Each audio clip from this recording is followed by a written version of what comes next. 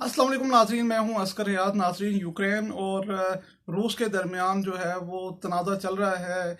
कुछ लोग कह रहे हैं कि जंग शुरू हो चुकी है, क्या ये तीसरी आलमी जंग है। रूस ने जो इतनी बड़ी तादाद में फ़ौजें यूक्रेन की सरहद पे लाकर तैनात की हैं, इसका मकसद क्या है। और जो यूक्रेन के सदर हैं वो तुर्की क्यों पहुंचे हैं, इस तमाम तनाज़े का तुर्की से क्या ताल्लुक़ है और तुर्की का क्या फ़ैसला कौन रोल है इस तमाम मामले में, इस पर हम बात करेंगे।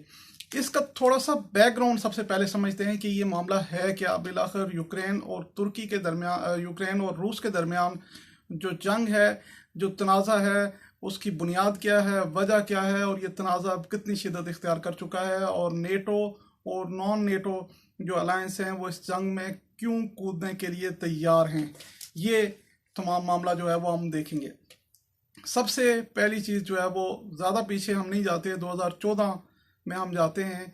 और 2014 में जो रूस है, रूस की क्योंकि एक ही पोर्ट है, जो गर्म पानियों की जो पोर्ट है वो ब्लैक सी में मौजूद है, और यूक्रेन जो है वो इस समंदर का हिस्सा शेयर करता है।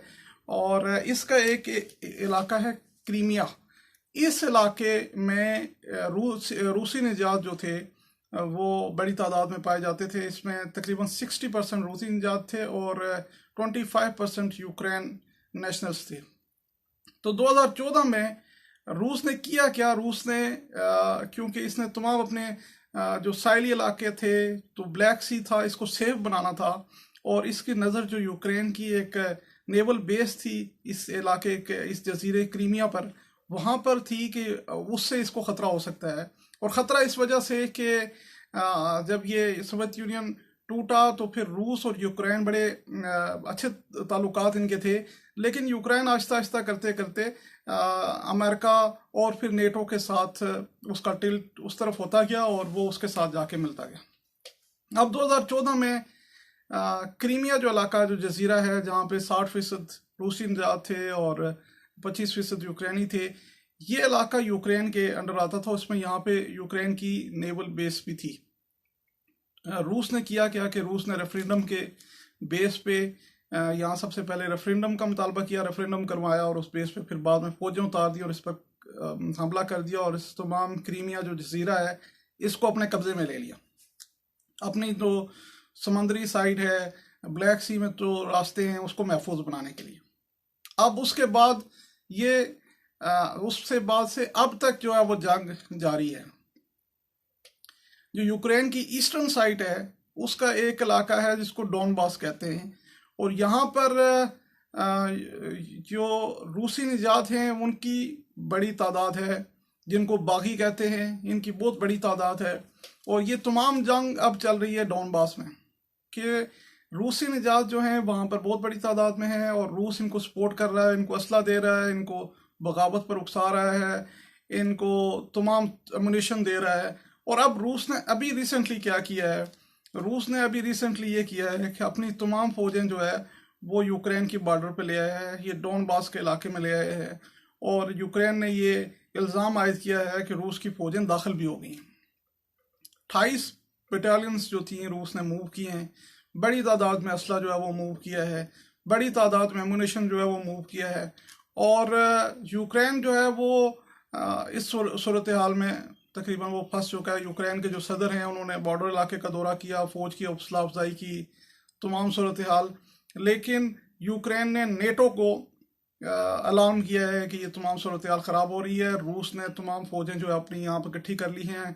रूस जो है वो कब्ज़े करने की एक जद्दोजहद में है, कब्ज़ा करने की पोजीशन में है। अमेरिका और नेटो जो है वो उसकी मदद के लिए आए।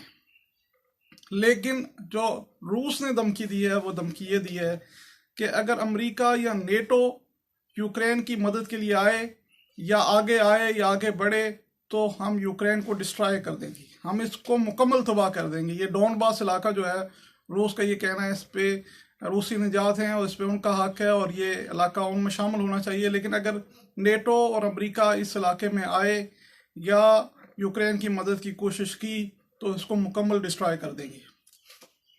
अब यूक्रेन के सदर जो हैं वो 2 रोज़ कबल पहुंचे तुर्की में, और तुर्की के सदर तैयब अर्दवान से मदद की अपील की है।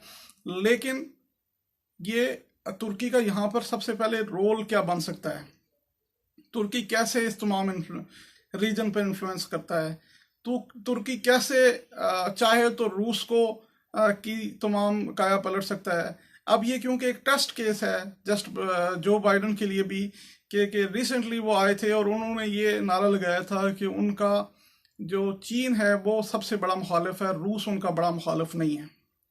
लेकिन रूस ने क्योंकि पेशकदमी शुरू कर दी है, ब्लैक सी में अपनी सारी प्रोटेक्शन शुरू कर दी है, अब रूस यूक्रेन पर भी तकरीबन उसके डोनबास जो रीजन है उस पर भी काबिज होकर बैठ गया है। अब अमेरिका के लिए एक टेस्ट केस है कि किस तरह रूस को बैकफुट पर लेकर जाते हैं।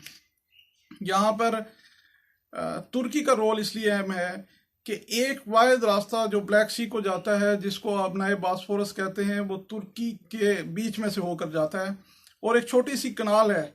और इसके हवाले से एक मॉन्ट्रियो एग्रीमेंट है 1936 का, जब तुर्की कमज़ोर पोजीशन में था। उसमें 2-3 चीज़ें थी। पिछला प्रोग्राम मेरा उसी पर है, मैं उस पर डिस्क्रिप्शन में आपका लिंक अपना मैं उस प्रोग्राम का डाल देता हूँ। लेकिन उसमें तुर्की ने जो मायदा हुआ था उसमें 2-3 इंपॉर्टेंट चीज़ें थी। एक ये चीज़ थी कि तुर्की किसी भी जहाज से, रूस ने ये एग्रीमेंट करवाया था कि कोई फीस वसूल नहीं करेगा। दूसरी चीज़ ये है कि जंग के अमन के दिनों में तो जहाज यहाँ से गुजर सकेंगे, लेकिन जंग के दिनों में और कोई मिलिट्री जहाज जो है वो इस आबनाए बॉस्फोरस से होकर ब्लैक सी में नहीं जा सकता। अगर जा सकता है तो उसकी ड्यूरेशन सिर्फ 21 दिन क्याम कर सकता है।